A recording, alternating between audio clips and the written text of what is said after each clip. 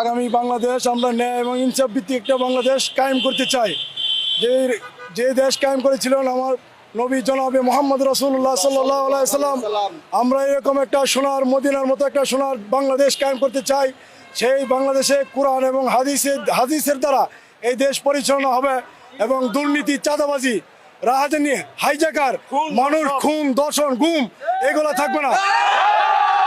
আমরা বাংলাদেশ জামায়াত ইসলামী এবার সারা দেশে 300 আসনে নির্বাচন করতে যাচ্ছি এবং টেকনাফ থেকে তেতুলিয়া, রূপসা থেকে পাশুরিয়া একটি গণজোয়ার এসেছে। সবাই বলেছে যে সব দলের দেখা শেষ, জামায়াত ইসলামীর বাংলাদেশ জামায়াত ইসলামীর প্রতিটা সহযোগী থেকে শুরু করে কর্মী, রুগণ, সুদী তাদেরকে প্রশিক্ষণের আওতা আনা হয়।